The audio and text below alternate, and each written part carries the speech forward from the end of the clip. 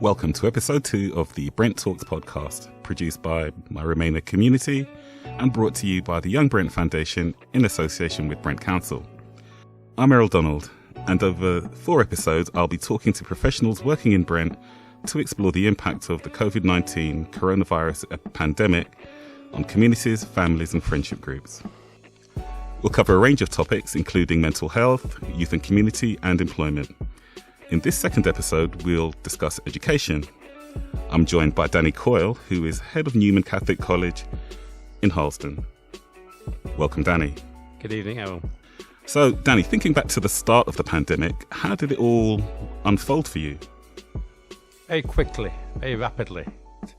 If you recall, schools in England were closed on March the 20th, and the announcement came from the government on the Wednesday that schools would be closing, following on from announcements in Scotland and Wales that those schools obviously were closing earlier. And that final week before lockdown was one of which we've never experienced before. Parents were taking the children out of classes, coming to the school and withdrawing their boys and girls from the school. And that's just not my school in Harlesden, that was replicated right across Brent. Head teachers who are so familiar and so common with being in charge, with always planning the next move, sometimes months and months ahead, all of a sudden we found ourselves on a slippery slope. We were concerned by the lack of leadership and clear messages from central government, and we saw a gradual diminishing of our pupil attendance roll as that week went on. And of course, the announcement came on the Wednesday. We closed the schools on the Friday. By Friday, we had a quarter of our pupil cohort actually on site. The rest has already stayed at home. And I think that experience was replicated around the entire city in which we live. People voted with their feet. They didn't wait for a government announcement. They stayed at home. They withdrew their children from schools. They withdrew their labour from the workplaces.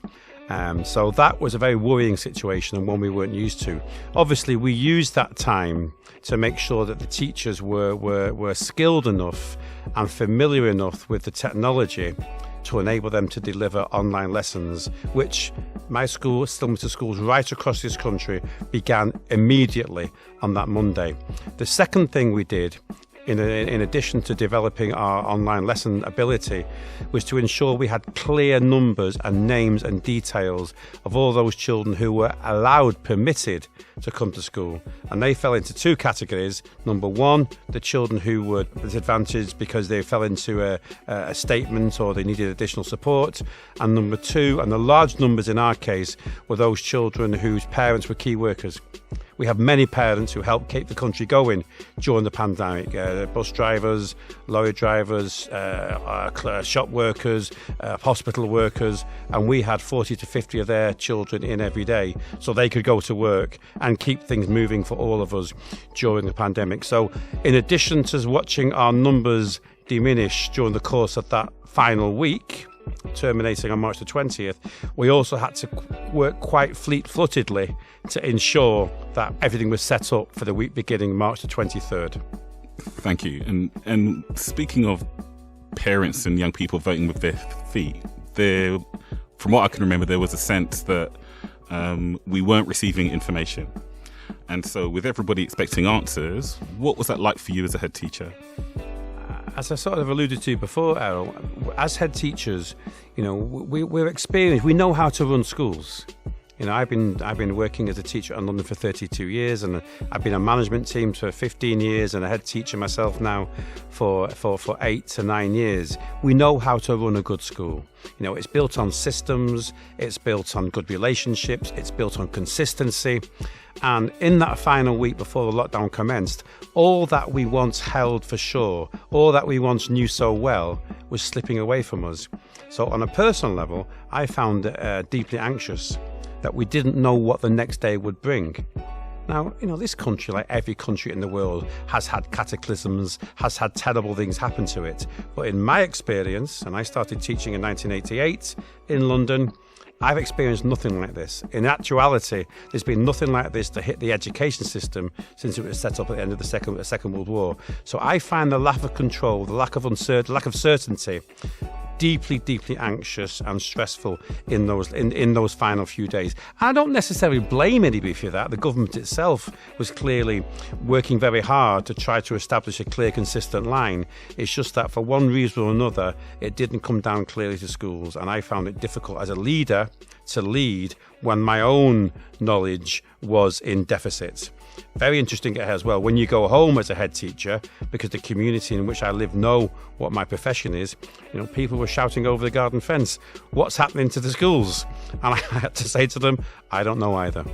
Now, obviously, as we worked through the process, as the weeks turned into months, things became clearer and we were able to plough our own furrow because we knew what was working. But certainly those first few days and weeks were times of deep anxiety because it was so uncertain. And uncertainty is not good for education, teachers or pupils. We work on established, consistent methods right throughout our time. And you make an interesting point about uncertainty, because I would imagine there are a number of different types of community working or trying to survive with that uncertainty outside of the school community and in the wider community more generally. So I kind of wonder, how have you and your staff worked with parents and the wider community during lockdown? Okay. So the first week of lockdown, so that's week beginning March the 23rd, was essentially heads down. Let's make sure the systems that we tried to set up the week before are working. So all the children have laptops. There are no laptops or Chromebooks in our school now, apart from the one Errol that you saw on my desk yesterday. We've given them all out. And we gave, I think it's 250 laptops we've given out to the children in our school. We had to do that to enable the online system of teaching to work. We gave out dongles. We were supported by the DFE and via Brent Council to give out another 40 laptops. So we ensured that the digital divide was overcome as much as possible. And that first week was just about making sure the systems worked, making sure that the children who could come to school were in school. Setting up registers for that process, making sure that the teachers who could volunteer to come in to help the school run were on a clear rota and everything was equitable and above board. By the start of the second week, however, and this refers to your question more directly, it was becoming apparent to me as head teacher, through the feedback of heads of year or form tutors, because of course they were phoning their children every day and every week to make sure things were okay, that the question of food poverty and financial hardship was really beginning to hit home.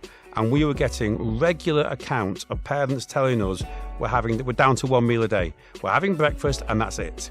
Now, there's a number of reasons why that was the case. The first few months of the government's free school meal system were tricky. And to some degree, we have to give the government credit because they did sort it out and they did pay for free school meals in the Easter holidays and in the May-June half term. So those children who would otherwise not have been fed did receive something, but it took a while to bed in. It was very complex, it was very convoluted, and many of our families, for a large variety of reasons, struggled with it. So because of the fact that people were at home, food poverty and financial hardship really began to be the thing that we worked upon most with our parents and most with our community. So we, certainly my leadership team, for the second week onwards, worked very hard to establish a routine and a rhythm whereby we could ensure that those people were fed on a daily basis. And I can explain now how we did that if you wish to hear how that took place. Yeah, I'd be interested to. So I know you have you have systems and procedures during normal school term times. But I'm curious as to what sort of systems that you would set up in place, which were perhaps unconventional or which would require you pulling in resources that weren't readily available. Sure. I mean, when I look back on that time, Errol, it really confirms to me what an incredible, adaptable and talented and committed profession that I'm part of.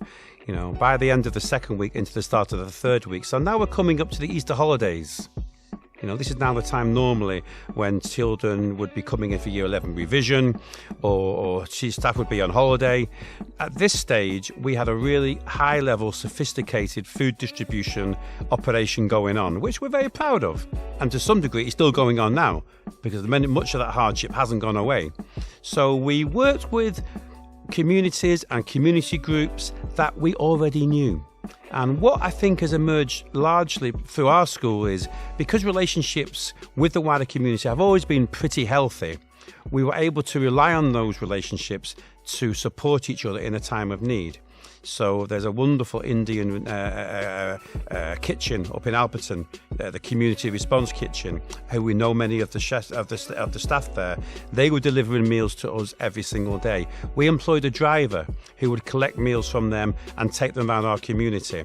We worked with an outstanding mosque in Ealing, and we gave them use of our kitchen for 4 or 5 weeks in the run-up to the Eid celebration, and a wonderful doctor called Dr. Naz who would come in and cook fabulous food for us in school. And we then worked with those to distribute food to several Catholic churches, in the early days, my Romania Community, and a lot of our parents and children we would deliver food to every single night. In addition to that, an organisation called Caritas, which is a Catholic welfare organisation, gave us a lot of cash.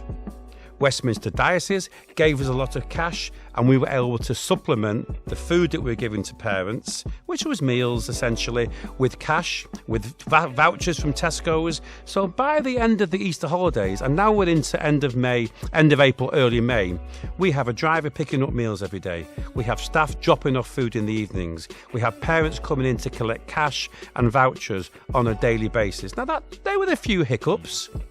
Drop-offs, pickups didn't always work, but certainly by mid-May, that was running on a daily basis. And then we could start. Then I was satisfied to some degree that need, that urgency, which had been highlighted so starkly early April, we'd done our best. In fact, we'd done as much as we could to meet that need because our capacity was then at a limit. And I could, from a leadership point of view, then really focus on making sure that once the children were fed, because you can't really focus on academic performance if you're hungry. Think about Maslow's hierarchy of needs. Food, shelter is the primary need of all of us. Once we'd established the food element, we could really begin to focus on welfare, mental health and academic performance. Okay, so it sounds as though you made a fairly seamless transition, or as seamless as could be expected in the circumstances. But were there any challenges? Were there any complications? Were there any things that emerged that you thought, actually, this is problematic? Yeah, certainly, I see things chronologically now, and it always helps me to have that timeline in my head. I think, certainly the anxiety over meeting parents crying in my office because they couldn't afford to feed the children, or they didn't know where the next meal was coming from. And I don't mean to be hyperbolic about this. We do live in a rich society, and poverty is always comparative and relative. I found that very difficult to deal with because I was going home to a relatively nice house in North London and didn't have necessarily those issues. It's masked from you as a school teacher. When children are hungry in school, you make sure someone takes them to the kitchen. The whole free school meal things really doesn't. We don't face it up every day because they're fed by the state. But when that was taken away, the stark reality of food poverty in the 6th richest country in the world, I found personally very, very challenging to deal with. It was upsetting because you could see it right in front of you. I think that's why we were so driven and so motivated to do something about it. Once it got going, though, it was fairly seamless because, we struggled to get a driver on a regular basis. Once or twice, the systems that we set up didn't work. But no, after a few weeks, there was a genuine rhythm and a routine to what we were trying to do. And people knew where we were. With a reasonably big, well-known school in Harlesden with a large population. So it wasn't difficult once the systems were set up to achieve what we wanted to achieve. I think beyond that, we did an awful lot of home visits. I certainly did, maybe 2 or 3 a week. And I found it quite challenging to motivate some of our students after a while.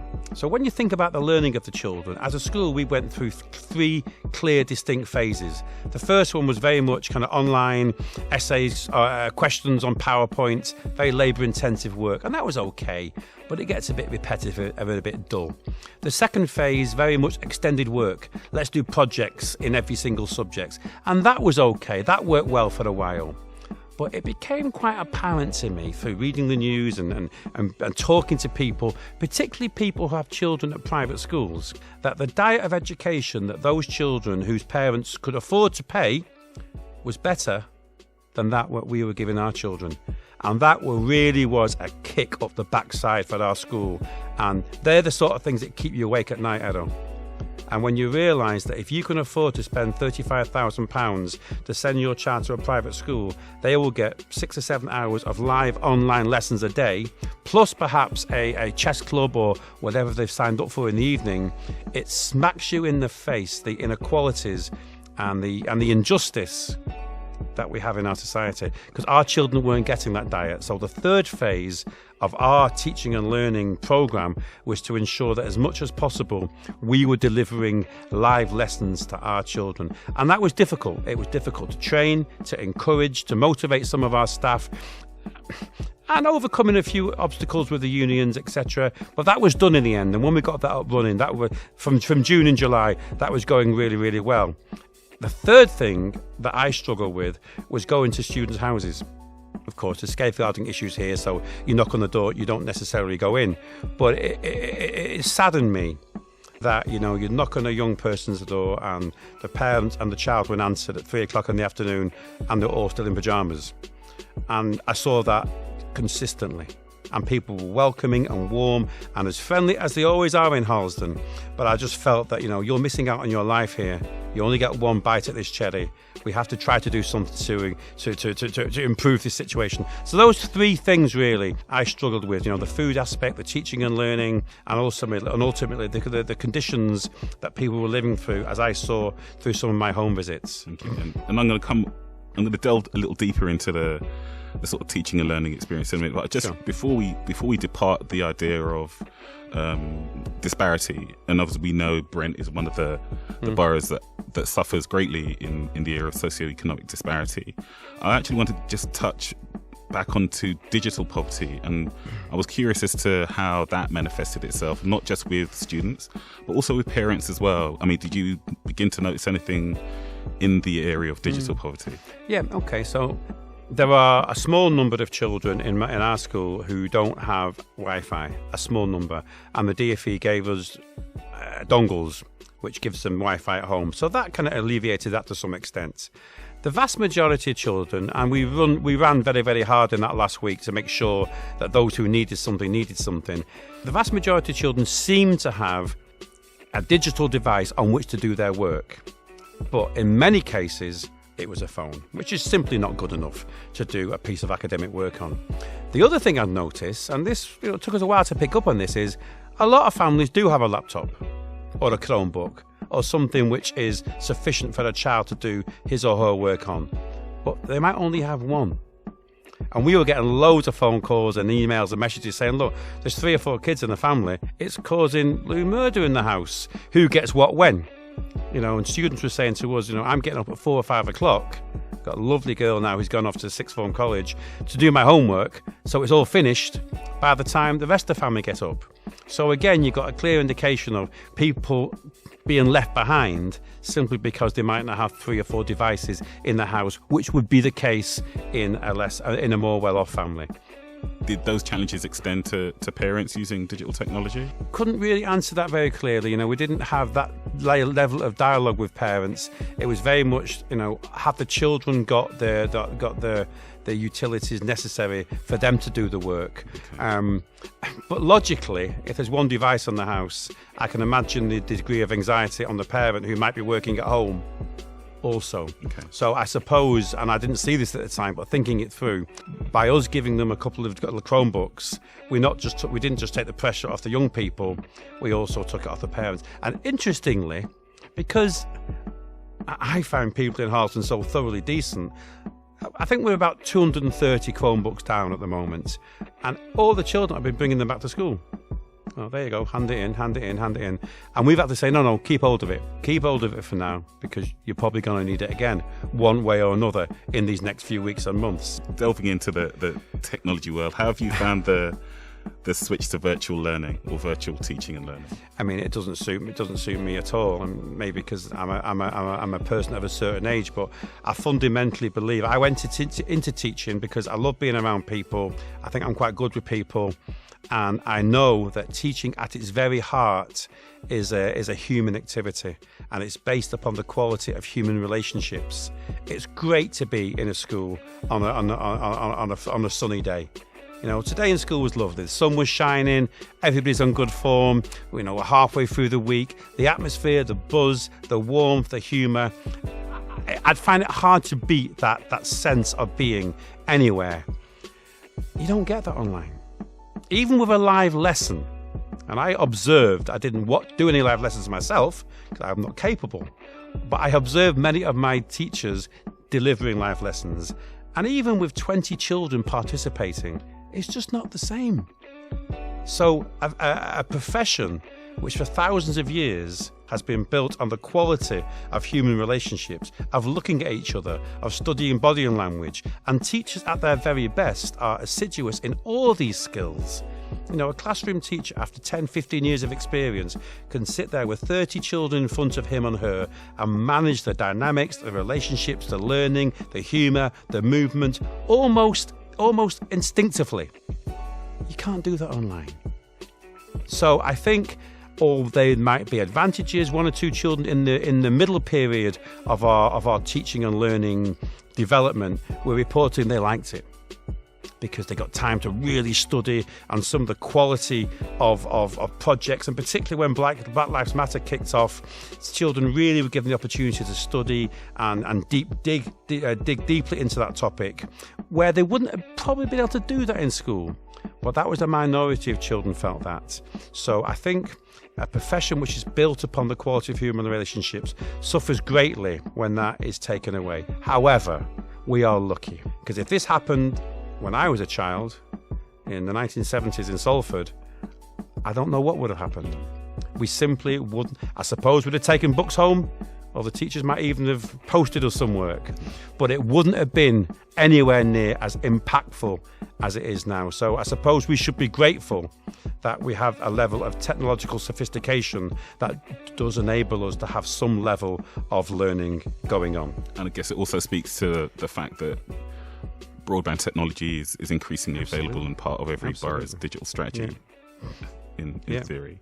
Okay, so now you start... It's just worth mentioning, Errol, one of the key things that we're working on as a school now, and I know all schools are, is making sure that the level of sophistication in terms of computers and teaching and learning is better now.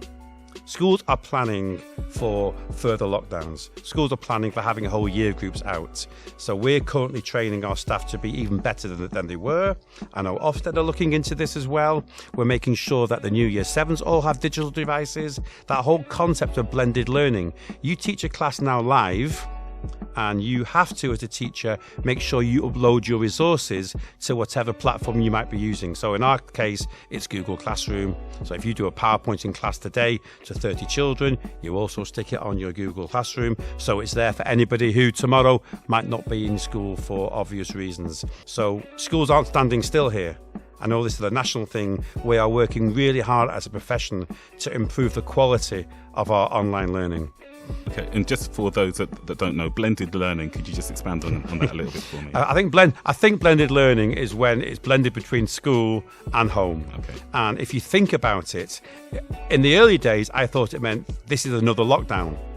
Actually, it means if you've got one child sick now in a year group, the regulations say a whole year group, a bubble, has to go home for 2 weeks. So you could have a blended learning scenario where one year group are at home and the rest are in school. You could have a blended learning scenario where we've had a few boys come back from Romania this week and they are in quarantine. But of course, the work is on Google Classroom for them. That's another example of blended learning. So it's just that combination of school and home. That's how I see it. Okay, and that leads me neatly into my next question, which is around the reality of things. So now that you've started the new term, how is it all working in practical terms? Okay, last week was tough. I mean, like every head teacher and senior leadership team in the country, and I know this, We were in for the last 2 weeks of the summer holidays, where there were one-way systems everywhere, hand sanitized. I think we got 35 hand sanitizers around the school, additional washing facilities, bubble bases being created. But it was tough.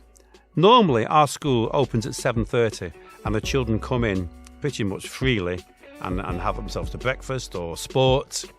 The library's open at that time, and there's teachers in. So the day starts fairly gently, and a lot of children are dropped off by their parents or invariably walk through Harlesden, and I like that. I get to school about 7:45, and the lights are on, and there's kids inside. It's a warm feeling. You can't have that now. So children are outside the school, and we march them in their separate bubbles through the temperature check. Imagine that. Taking the temperature of a child every day, through the hand washing check and the sanitizer, straight to their bubble base, where they remain all day, apart from the toilet breaks and apart from going to lunch. So last week was challenging because, I do believe that the wonderful maxim, no battle plan ever survives the first engagement with the enemy. So we had a plan, but of course, the minute it went into action, we had to change it. This week's a lot better because the systems are teachers are very good at evaluating and setting up systems. So it's okay, but it's far from perfect. Managing movement in a jigsaw timetable is very labour intensive, and it's really not sustainable. And my worry for the future is what happens when teachers start getting sick. Now, from my own example, I know this is the case in many, many head teachers, teachers right around the profession. I'm never off. You get a cold, you take some aspirin. Now, that won't happen again. If I have a cold, I'll stay at home now. And that'll be the same right across the profession.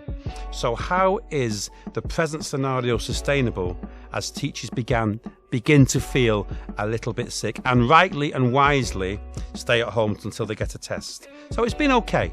The children have been fantastic. I get the impression that the children have come back to school a little bit heavier because there's been a lack of physical activity for them.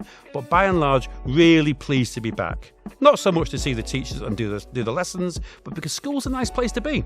It's fun. It's a happy environment, and they're with their friends. So and the weather's been great. It's been a really good 2 weeks in Newman, and I know in schools across Brent have said the same thing to me. It's been great to be back. So, picking up on that, we all know how important socialisation is for child development across the year groups. But going back to some of the anxieties or concerns for teachers, I am sure, and having spoken to colleagues and already discussed on this podcast series, that there is an impact on the lockdown on children, but also the reintegration. So back into school. So I'm wondering, have there been any themes that have emerged that you've noticed? And I know it's early days. Well, it is early days, and that's worth saying. Everyone's full of energy at the moment and commitment, and it is very hard in schools to have the same environment an atmosphere in September as one does in December, because as humans and as teachers, we all get run down and get exhausted. But what I've noticed is, and as we've slightly tweaked our curriculum, and this is potentially controversial, I've reduced the amount of maths and English and science that children are getting at the moment, and I'm uncomfortable with the idea of an instant catch-up curriculum. I think it's a bit hardline and it's a bit crude. We've gone for what we call a recovery curriculum.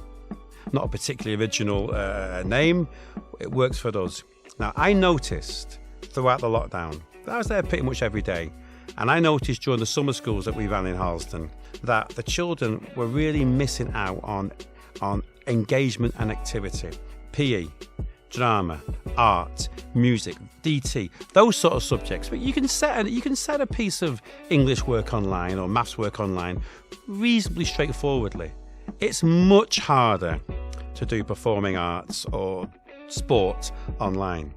And we run summer schools at Newman, as you know, Errol, and I watch the children engaged in cricket and rugby and football and absolutely loving it more than ever. So I changed the curriculum to a recovery curriculum, and all I said to the timetabler was, I want more PE, I want more drama, more music, more art than we've ever had before. Now, the teachers aren't particularly happy with that, particularly those who will be judged on performance of exams in a year or two's time. However, intuitively and based upon my experience and based upon my knowledge of the summer schools and the lockdown, I feel it's right. I also recognise that if you were from a different social economic background, you probably wouldn't miss out on sport, drama, art, design technology, performing arts, because your school, your home environment, your wider family friends might give you access to that. We made sure that every child who came through the gates last week, we started on the 7th, instantly into PE, instantly into sports. We've taken the BMI of every child in the school and they've loved it, and beep tests and all those sort of things, which I don't really understand. They've all been measured, and we'll do it again in February. And I will be delighted if we can report to parents and to teachers, but most importantly to those young people, that your BMI is better than it was. Now, it's not just a sense of achievement. We know that in impoverished communities, the pandemic has had a far greater impact than those who are more well off. And we know that people who carry additional weight and aren't particularly fit get hit harder by the pandemic. So I'm saying to my staff, yes, it is important to get a grade 9 in maths. It really is. It's life-changing. But it's not as life-changing as being fit and strong and resilient that will enable you not only to get that grade, but also to survive what challenges might be ahead for you because of the virus or whatever else comes. So that's the philosophy with which we've approached the curriculum. I'm taking from what you're saying is there is an understanding about the importance of the experience of the whole child and just not just working in a kind of linear or binary way. Yeah. So, and this is maybe like to round off, this is a kind of more bigger picture question, but I think it applies specifically to Newman from what the discussions that we've already held. But, you know, from the anxiety of student loans and grade expectancy and league tables, is it time, or should we begin to revisit the roles that schools play within communities? Yes. I think one thing that I thought long and hard about in these past few months is the roles of school and education in our society. And I think as a society in the last 30, 40 years, we've forgotten that memory. You know, schools were set up, obviously, to help a functioning modern capitalist society work well. And it's not just about getting parents into work. It's not just about getting children highest grades, as important as those are. It's also about helping to produce moral, active citizens who will be good dads, good mums, good neighbours. And I would like to be in a scenario where schools were judged not by the metrics of just GCSEs or A-level, as important as they are, but on a wider scorecard. Now, I don't know how to do that, Errol. I'm not talented enough or smart enough to work that out. But one thing that's really struck me is the success of our society in the next 10, 20 or 30 years will be predicated pretty much on the success of our schools. I've noticed the children coming back these last few weeks. They're more serious. The Year 11s are more serious and more focused now than I've ever seen before. In large part because they're asking questions about the exams. What's going to happen next year? And teachers are saying, well, first of all, we don't know. But it could be the same as this year. It could be teacher assessment grades.